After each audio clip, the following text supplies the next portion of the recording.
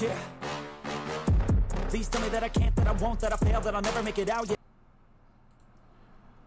Welcome back to the SportsRanter video podcast. We are your hosts today, Nick and Ben.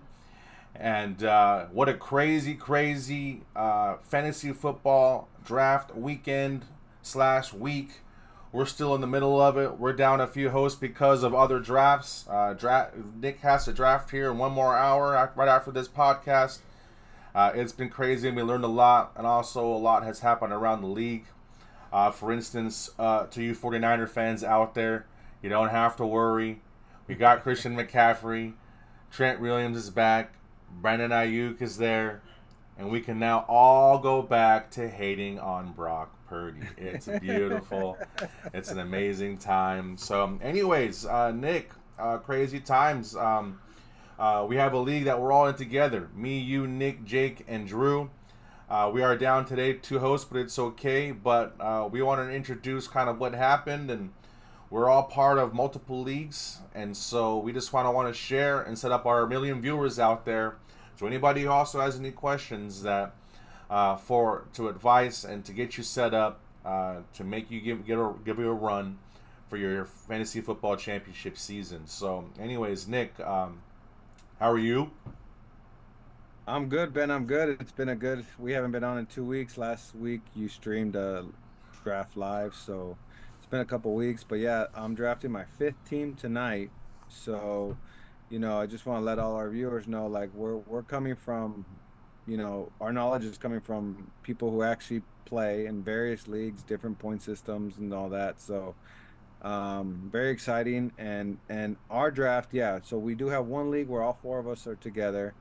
It's the league I run, and it's the one league that I still do a live draft. I know COVID kind of killed the whole live draft thing, but luckily we were able to keep this one alive. All my other drafts are online, but this one's, we get together, food, drinks, laughs. It's a great time. I encourage everybody, whoever can do a live draft out there, get back at it. It's way more interesting that way. You get a more feel of what's going on. You can actually kind of read your opponent. You're not just staring at a screen. Yeah. And it puts a little extra twist to your drafting strategy, And I feel like people make adjustments because they're there live versus just seeing on the screen who's left. But, with that, I want to share our draft that we did, and we'll talk about it. We'll see what you guys think. See what the viewers think. Let's see here. Here it is. Let me zoom it out. You can see that, right, Ben? Yep. So yeah, we can see. There's our draft. Real quick, Ben, you had the 5th pick. Andrew had the 7th. Jake had the 4th, and I had the last pick. So I'll throw it back to you, Ben. What was the most surprising pick for you while we were drafting on 2 Sundays ago now? Well, to tell you the truth, in a PPR league, I was really surprised. If we're just gonna go talk about our league, I was kind of surprised myself to draft Saquon Barkley. Okay, it was Ben surprised himself. To tell you the truth, but I got some confirmation later on, a couple of days later, when one of our main guys, one of the guys who named Corey, he's always in the top. He ended up drafting Saquon Barkley too in the 4th pick early, and so, wow. But there is a buzz. There is a buzz about Saquon Barkley. I think going into a new system and fresh legs, and he was looking good and staying healthy at the end. So I think that's what was important. So I think we are going to see some fireworks out of him, and that was worthy of getting some type of bell cow volume in the 1st round, knowing that I'm going to get some receivers late in a PPR league. But what was surprising was from Speedy Kyren Williams. I thought, I'm not going to, obviously I'm reaching for a running back, but I thought that was something that he could get on the wraparound. I think, he still ended up getting a good receiver in Garrett Wilson. But I thought Kyrie was definitely a second round guy, and so, but that was my surprise pick for the first round. What about you? Yeah, I agree. I think Kyron was a little high there for me, which is ironic because just to let everybody know, obviously we've said multiple times I won the league last year, and I drafted Kyron in the Oh, 13th. I drafted Kyron in the 13th round last year. So you would think, oh, I right, love this guy. right. But again, when you play fantasy enough, it's about value. It's about value and it's about value. Like, yes, he's a stud and all that, but there's a couple red flags for me. Them drafting, um, Blake Corum was a shocker for me too. Running back out of Michigan, talented guy. And Kyron does have that, injury bug. He's happy to stay healthy last year, but I did have to win a few games without him. I think he missed 3 or 4 games down the stretch, so he still didn't stay healthy all year last year. And then when the news came out, he's returning punts and stuff too. I'm like, dude, you don't do that with your bell cow running back. You don't put extra hits on him. So, you know, ironically too, with McVay, we don't really know. It almost feels like the backup running back every year does better. If you go back, obviously Kyron the year 1 year, Cam Akers came on the spot when he was the backup. And then the next year, everybody drafted Cam Akers. Before that, remember Darrell Henderson? Ever since Remember Darrell Gurley, yeah, ever Henderson? since Todd Ever Gurley. since Gurley, like whoever the backup was, for some reason in their system, ended up flourishing. So, yeah, I'm a little nervous about that pick. And I also, um, I know with Jake's pick, I know Devon Achane. I don't know. I'm a believer and I'm not. I don't know. It just makes me nervous what what makes me nervous is when you haven't seen a guy play a full season. And I know he's a rookie, so it's just 1 year, and he could have an amazing year. But Mostert's still there. They have a lot of mouths to feed over there. I just, I mean, he went late second, end of the second. It's not bad. I just, as your bell cow running back, that would make me nervous. No, it's true, and I see that also around the league and all the leagues that people went for the eight chain, and they're going for the ride on the eight chain, and I don't see it. Obviously, there's Raheem Mostert, and I don't know why people don't put value in Mostert. Like I said, I see more value in Mostert late because it's almost like he's gonna get split carries. Right, so what differentiates between A-Chain and Mostert in that offense when it's mostly going to be passing, but Mostert has that ability and proved it, that he's going to get points too. It's like it's really an interesting situation in Miami. Well, You know, no, I was just gonna say, well, if we look real quick, Mostert got drafted in the seventh round by Christian. He's going six, seven, sometimes eighth. yeah, Like Devon Achane has to, drastically, yeah. outperform Mostert for that type of value, and I just don't know if that's gonna happen. And Christian's the three times champ, right? And so Yeah. he kind of understands the same thing with value as well, and so that's something that we're going to see throughout the year that we're going to keep in contract here with. That's why we have the spreadsheets that we're going to keep everybody accountable for what it is that we are doing. All right, so but one thing that I want to mention though. Is Drew. I have to mention this. For some reason, this year at the live draft, I think this is true about what Nick is saying about the experience of a live draft and what you see and how you read the field.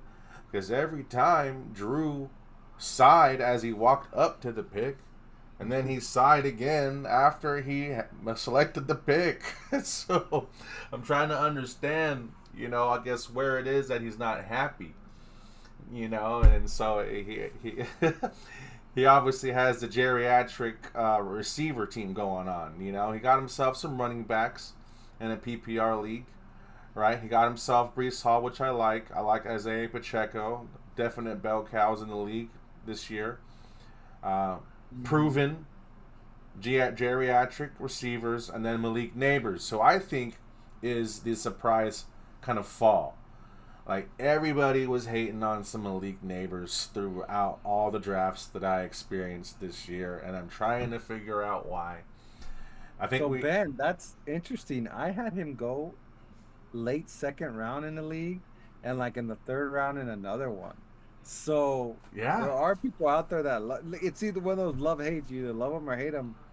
But I mean, no one really argues the talent. So even though we were all hating on him, now looking back and now that I've done more drafts, I'm like, Andrew might have hit something on accident there because he didn't even want him. He didn't want him either, you know. Because But in he's the signed. fifth That's round, what I'm trying to say. He was signed. And I think it was during the Malik Neighbors pick where he's just like forced to take this guy. But hopefully it works out for him. You know, it's a first round talent, right? I mean, you know, he's solid route runner. You know, there's a reason why they selected him. But there's something about it where people don't like some Malik Neighbors. Maybe it's not a lot Malik has to Neighbors do they with don't they like. don't trust Daniel Jones. They Maybe don't. that's I what don't it think they is. don't like Malik Neighbors. My whole thing is Daniel Jones, right? Like he likes to run, and he's not a great passer. He could throw the deep ball, but we'll see. I mean, somebody's got to catch it, right? So he could still be all right. But I just decided to stay away. The other one I like that no one really talks about, kind of goes under the radar. Mario ended up getting them this year. Is George Pickens. Mm. We all know Russell Wilson can throw the deep ball. You know, that's the one thing he actually can go pretty good. You know,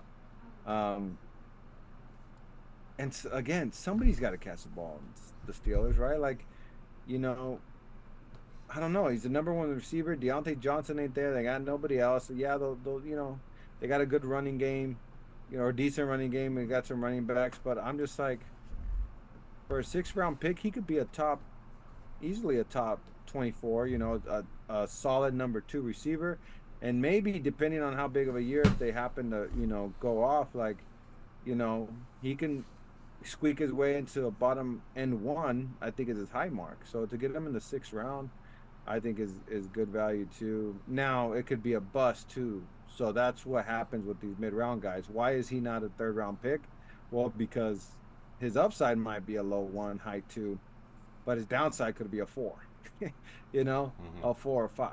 You know, so that's why they go in the middle. But I have a little bit more faith in Tomlin and that team. They play hard. He's shown a lot of bright spots as Pickens, and they let Deontay Johnson and everybody else go. So they must like something in this guy, and they've always done good receivers, right? Antonio Brown and all. You know, they just keep.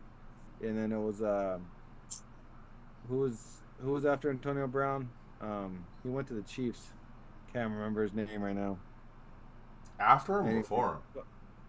After. So they let Antonio Brown go, and he was supposed to be the stud, and kind of didn't pan out. Oh, Juju Smith. Juju Smith-Schuster. Yeah, Juju Smith-Schuster. So, you know, they've been good at developing and having production from the receivers. So, yeah, well, I'm going to have to agree with you. We're going to see. I do believe that Russell Wilson should be the starter. Did they announce that already? Yeah, he's just the week 1 starter for sure. Fantastic. So, I believe you're correct. There's something that's been bugging me though, Nick. Okay, so I gotta ask you. Okay, you're the only one to ask shit. But first, let me apologize. Andrew's not here. I've already made fun of his Niners and his fantasy football team, so I apologize. But I have to ask you, Nick. You are the reigning champion, right? And last year, very unorthodox Nick, right? You went tight end early, and you went back to back Pat Mahomes. Those 2 picks ended up being basically irrelevant to your team.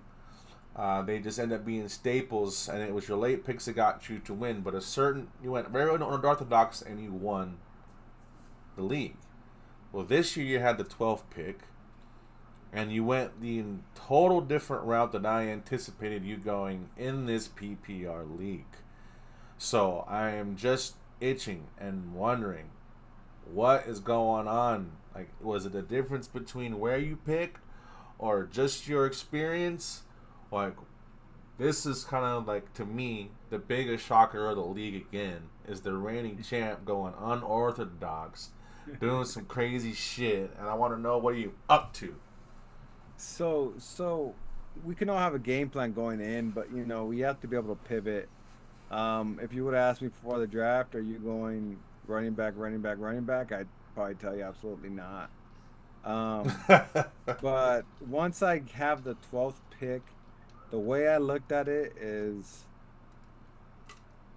who has the biggest upside? If they get to form, who has the biggest upside in my mind and with less risk, right? So I'm not gonna get a top tier guy in my mind. The last top tier guy that was available to me in my mind was AJ Brown, right? As like for sure, round one talent. I don't think there's more than that. I don't think Garrett Wilson's a solid number one. There's question mark there. Puka's obviously already hurt.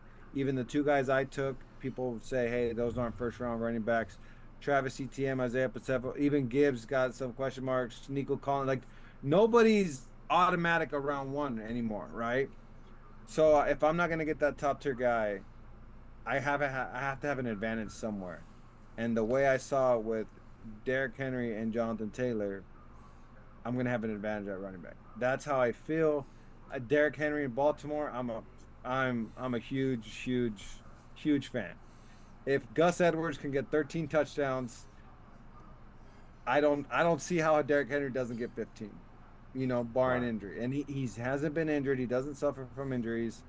And with Anthony Richardson back, if Jonathan Taylor gets back to form, because here's the thing, and I know it hasn't happened for a few years, but he's had that injury bug, this and that. But we know the talent's there. So the reward for me is if I get him, because go a couple years back, right? When he was top of the game, where did he go? Two, three, four, right? So in my mind, his ceiling is the number one back in the league, right? Like that he's shown that before. And with the rookie quarterback, I know who can run, but with the rookie quarterback, they're not going to want to sling it all over the place. And my mind, he got hurt last year. So even though Anthony Richards can run, they're not going to want him to run, right? Like if you're running the Colts and you lost them in week 3 last year, what's the first thing you're teaching the guys? Like, hey, only take off if you need to, buddy. Like let's try to stay healthy all year. So I don't know. I went upside, and then just to keep going, not talk too much. I Alvin Kamara is a value pick, PPR monster in all the years. I know he's getting up there in age and stuff. I'm not worried about his backups. There's nobody really there. Derek Carr loves to check down. I was a Raider fan my entire life. Loves to check it down. He's scared to throw deep a lot sometimes. I just don't see how Alvin Kamara can't have a top 2 running back. Like he's going to be in the top 24 100%, and he's my third running back. So that was just a value pick. I couldn't pass on him. That wasn't my plan. Obviously receiver would have been, more logical there at that point, but I was at that point I was like I'll just stack running backs and go with it. Yeah, yeah. So definitely, definitely out of, like I said, out of your element right there, especially in this league. But I know that you have reason, so that's why I had to blast you right here on the podcast. Make sure we call each other out and keep each other accountable for what's going on, and so. What happened Well, to well, your? let's talk about your draft, Ben. Then That's funny. I you was just know, trying to skip me and go to Jake. no, no, no. We gotta go to Ben because Ben's draft. If everybody could look real quick, was good up to about 6, maybe 7, and then after that, Ben lost it. I don't know what happened. He went Carolina, happy.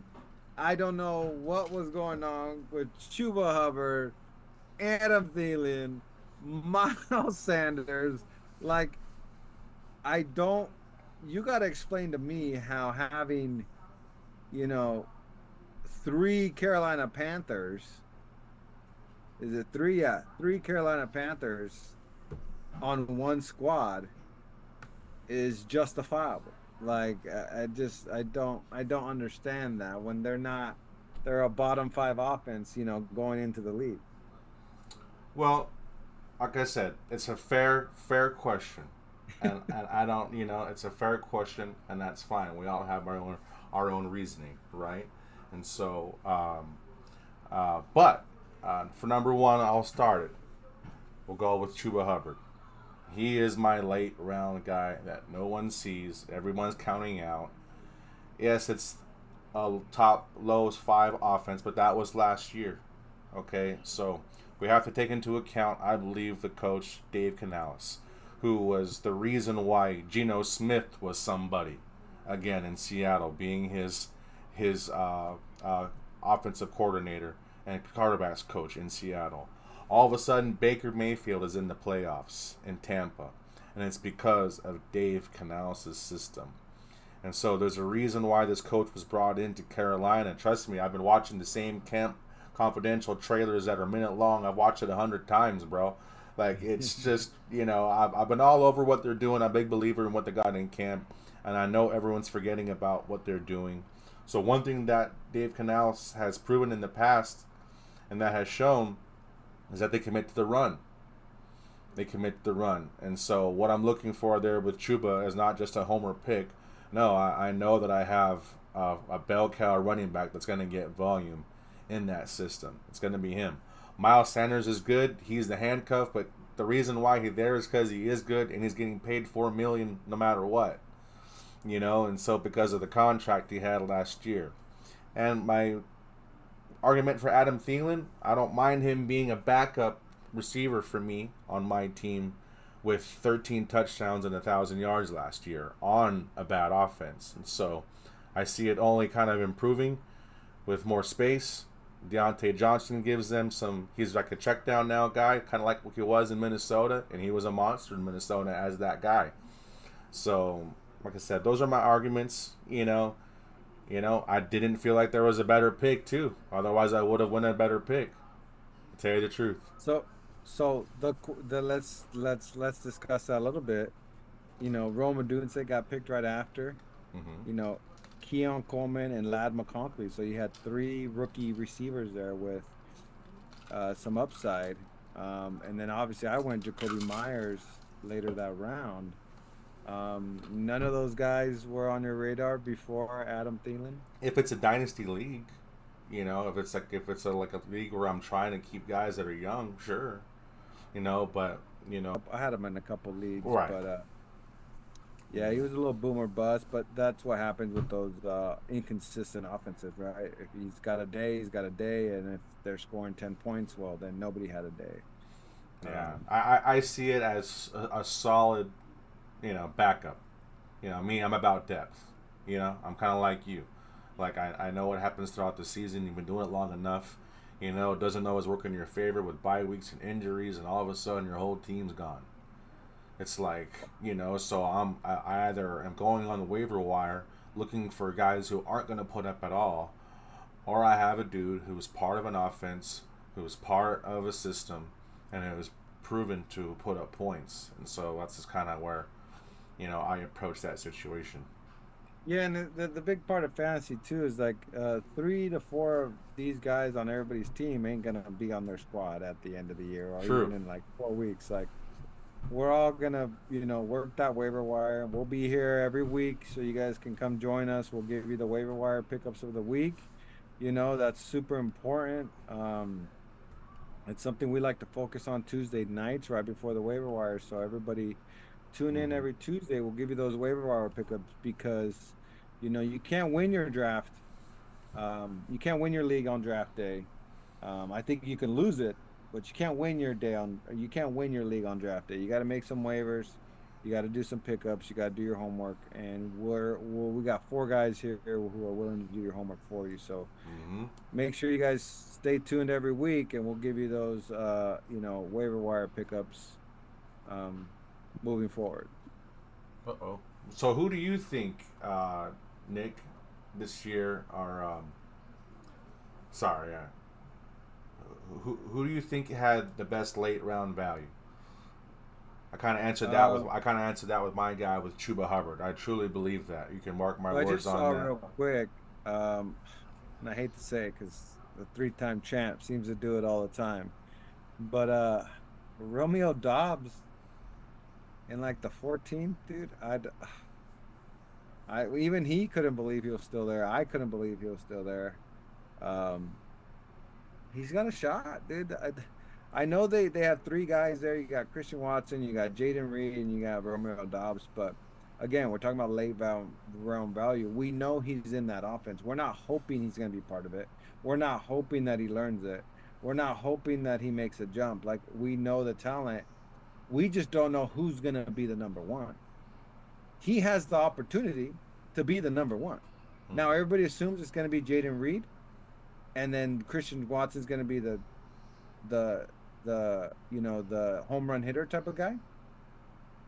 But Romeo Dobbs also had, you know, he was also I think led the team in targets. Like he's not just some guy on the side who you're hoping that like I Hmm. just think that's great value down there. Like he has the potential to just be a solid weak receiver three every week, getting you 12 to 15 points. You don't got to sweat it. And when you're looking at we're starting your third and fourth receiver, that's all you want, right? Give me 10 to 15 points. Don't throw me a dud. Hmm. Give me, 7 catches for 80 yards. Take it and let all my studs do the rest. If he happens to catch a touchdown, fantastic. I got 20 points from my number three receiver. I'm gonna win that week, type of thing. That's how it normally rolls with these flexes that you start. So as much as I don't like to admit it, because like I said, he is a three-time champ. I thought he had great value on that uh 14th round with Romeo Dobbs. Hey, you got to give credit where credit is due. That's why he stamped himself 3 times champ. Like I think he just realized it too. He's like, wait a minute, I'm the only one that's won three. Yep. And so yeah, so that did make me remind me of the question I did want to ask. You mentioned it. You mentioned that obviously draft day is very very important, but then you have to pay attention to the waiver wire. But I want to ask you, after how long we've been doing this together, how important is the draft? What is the percentage? How do you see it? Is it 50-50 with just draft day and the rest of the season with waiver wires? Or what is it? What I think it's 70-30 in my mind. Now, it can become more. So it's complex. It's a case by case basis, but it's 70-30 barring injuries. Okay. Now, once injuries come into play, that can shift, right? Because you're not in control. I can draft great. If three of my guys get hurt, well, I'm screwed. I gotta make those waiver wire pickups. I gotta be smart. Even if other people's teams get hurt, I need to pick up that backup. Even if my team's healthy, I pick that backup, one, so that I get that stud, but two, to keep the other team to be weaker, right? So there's a strategy there when it comes to injuries. But barring injuries aside, I'm not a big trade guy. I'm not a big, trying to make my team. That's the whole point of researching. That's why we wait so long all year long. Like, I think, like, if you draft good, you're riding six guys all year, right? Yeah, you're filling in. You got bye weeks. You're picking up guys. Guys end up being duds and this and that. But if you're trying to remake your whole team on a waiver wire, then you're not doing good. That's just how I look at it. Like you didn't draft well. Either you took too many risks, you didn't. My whole thing with drafting is roster construction too. So that's where, like I said, I went running back heavy. I just wanted to make sure you have to have an advantage somewhere. So mine's like I'm gonna have my advantage with running backs. If my running backs get hurt, my season's probably done. And that's the gamble we all take, right? If you go receiver, receiver, receiver, you could win the league. But one or two of those receivers get hurt, well, you're probably not going to do too well because you're banking on those guys to carry your team all year. Now, like I said, like my year, if you get the late round flyers, that's why the draft is important. I got Kyron because I knew I hated Cam Akers and I didn't trust him. So I drafted his backup and he blows up. Well, I get a first round talent in the 13th round. Yeah, it's going to carry me. I drafted CD in the second. I didn't know CD was going to blow up that way. I got lucky, I'll say that. But I drafted a second round talent that ended up being the number one receiver in the league. Carried you. So, you want to get the guys that have that upside potential. That where if they perform at the top of their game, boom, you get to ride them to the championship. So I'm not a big waiver wire guy, and I'm interested to see what you think because I think you are a heavy waiver wire guy in my mind. Well, I like your answer with 70-30. In my experience, I just want to gain value. Like you said, it's all about value. So I want to just be able to know that I have that, I drafted that, and I can just set it and forget it and trust it, you know. However, you find things off the waiver wire, that sometimes you don't expect. We're all kind of paying attention to the preseason to a certain extent. We all have limited access to what we see. And it all shows up week one. A lot of people didn't draft Kyrie Williams, right? He was available Yeah. on waiver wires. So he ended up being a solid waiver wire pick last year to help people get there. You're Oh obviously yeah, smart that's enough to correct. draft him because you've been doing this long enough. You've seen it. You see the field. You know what's going on in Los Angeles. That's why I like being part of leagues of guys that know what they're talking about. Right? That's why we Yeah. staff our leagues this way. Guys that are paying attention because we can easily harp on somebody who doesn't know that, right? Or take advantage of Oh, that. We 100%. didn't see that. We didn't see it. You got all us on it last year, jerk. You know? But I It's believe, fun. You gotta glow because you can't do that every year. You have to glow when you hit it. You have to glow. So yeah, I'm taking my moment, and I rode it to a championship. But yeah, it's fun when it happens. It doesn't happen every year. You're not gonna win your fantasy every year. So if you happen to, you did your research and you went with your gut and got a guy, you know, if Miles Sanders ends up going off this year and you ride him, like you're gonna rub it in our faces, Ben. I know you are, and as you should, as you should. That's what makes fantasy fun. correct. You know what I'm saying? And that's what we're hoping for. We're hoping that your guys, but I agree with you. I think it's a perfect answer. But 30% is huge. Like I said, if you just ride on your draft, right? If you just ride on You'll your come in draft, fourth. yeah, you know what I'm saying? You'll just come up just a little bit short. You have to put in, you're going to get back what you put in. I remember the times when I was going back to back champions and bringing home the cash and sending my wife on shopping sprees, and it feels like it's been a long time, But what I can remember from those seasons is I was in tune, I was paying attention to scheduling, everything, everything to get me an edge. I don't know what made a difference between then and now or whatever, but you know, I think the difference is too, Ben. To be honest, our show included, there's a lot more. Um, there's a lot more information out there now. yeah, So I think me and you in the past, because I was the same with you, um, because we would do a little bit more research, focus a little bit harder. We would find these gems before anybody else heard about it or something like that, right? Or we're able to right, make the pickup, and it's a lot harder to do that nowadays. Not only true, because we're in competitive leagues and everybody's paying attention, but two, everybody's getting the ESPN alert. You know, right, everybody's getting, oh, this person got hurt at this practice today. right, So what's hard now, what we're gonna try to offer you guys is um picking up guys the week before everybody else.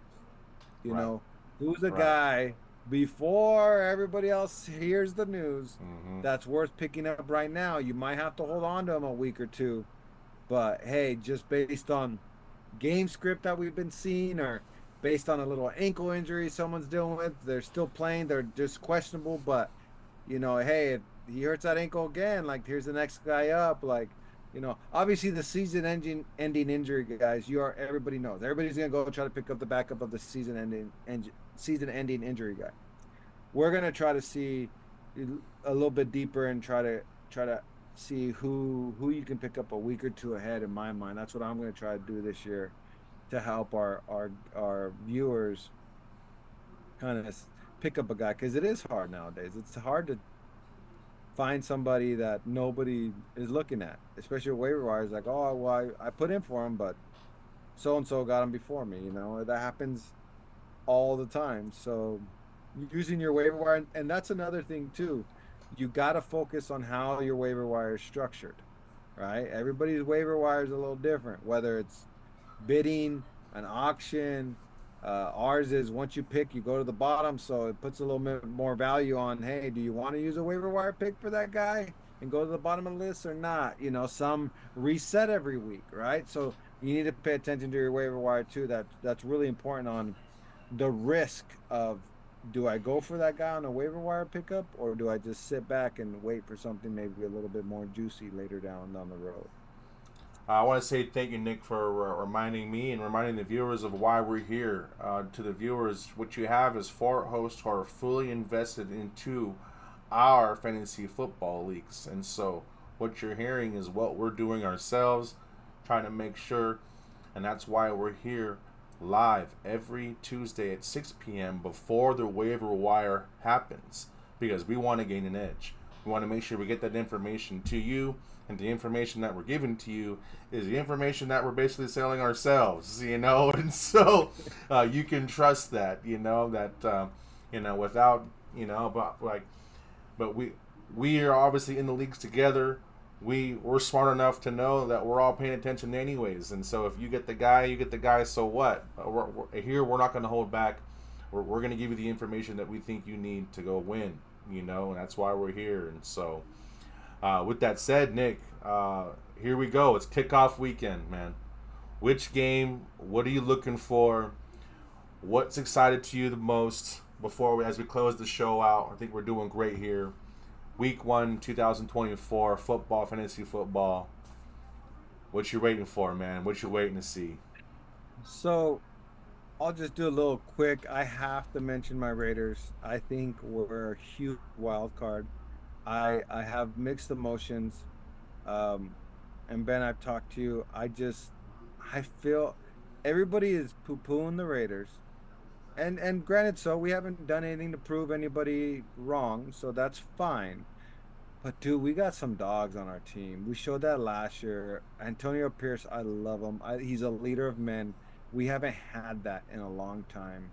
And the one guy we did, the NFL, you know, conspiracy theorists, got John Gruden the hell out of there for whatever reason.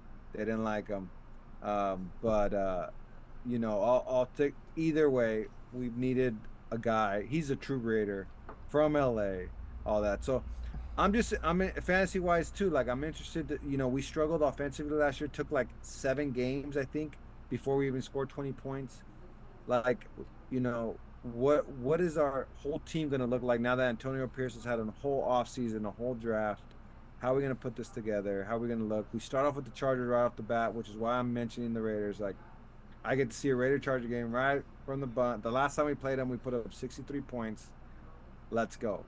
But, I mean, they put it on number 1 on the schedule for a reason. Dude, I want to see Baltimore kick the crap out of the Chiefs. Come on, revenge. And guess why? Because I got Derrick Henry in like 3 of my leagues. Derrick Henry, let's go. You ran the ball like 10 times in the AFC Championship. Give Derrick Henry the ball 20 times. Run it down their throat. Keep Patrick Mahomes off the field and beat him by 20 points. Please. That's all I want to see on Thursday, because trying to sling it around the yard with Lamar Jackson ain't going to work. Hand the ball off. And here's what I feel is scary with Baltimore. When you're handing the ball off 15, 20 times to Derrick Henry, Lamar's going to slip one for 50. He's going to catch you. He's gonna catch that defense looking at Derrick Henry, because you need 4 guys to tackle the guy, and the one time you cheat to go get Derrick Henry, he's gone off the side. See you later for 50. So I can't wait for just the first game, man. It's, please, Baltimore, being a Raiders fan, just wipe the Chiefs off the dinner table, please. Just wipe them clean and show them that you can beat them. I love it. You know what? I love it. And I'm going to have to do the same thing. I'm going to have to tweak on my team as well. Poo-pooing on the Carolina Panthers. Bryce Young, number 1 overall pick, comes out with only 2 wins. Okay, in the same season, the number 2 overall pick, CJ Stroud, goes balls out with the Texans and makes it to the playoffs. Does he win in the playoffs? He doesn't, but it doesn't matter. I can only imagine the reason why owner David Tepper fires Frank Reich in the middle of the season while they're losing, while everything's going down, throwing drinks at fans, because all this added up I got the number 1 pick and the other guy with number 2 picks in the playoffs. But everything's going to change, I believe, with David Canales. Like I said, the rise of Geno Smith and Baker Mayfield the last 3 years is on him, because we weren't talking about Geno Smith or Baker Mayfield at that point. So it's going to be on him. I believe they bring it to him for a reason. And so I'm going to be paying attention to how they try to win football games, right? That's all I care about, you know. Find a way to win. Turnover ratio, whatever it is, running the ball, getting back to basics. That's the message that they're putting in camp, and that's what I want to see, you know. So hopefully we'll see that. But I'm going to have to agree with Nick. They're right there. They've been right there. We're all standing there watching it like it's WWF, Hulk Hogan and Randy freaking Savage. At this point, please topple over these freaking Chiefs, because now they're talking about if Andy Reid now wins, doesn't matter that it's with Pat Mahomes, but if Andy Reid gets 3 in a row, he's now in discussion with the best coach ever next to Bill Belichick, because he's won a lot with a lot of other quarterbacks. And then he's gonna 100%. go 3 in a row. So that's what we're gonna see. I'm hoping that's what to see too for the first game. So I just want to say thank you to all the viewers for joining in. I hope you're locked in. I hope you drafted well. Nick, good luck to you here in a few more minutes on draft number 5. Season. And we got kickoff. We've got Thursday kickoff. We got Friday kickoff, correct? And then the rest of the games on Sunday, plus a Monday night game, correct? It's like 49ers Jets on Monday night. What's going on? What is going on? We are jam-packed with things to talk about. We love the NFL. That's why we're here at the Sports Ranter. We will see you guys next time, next week, 6 p.m. live, right here at the Sports Ranter. Peace out. Peace. One love.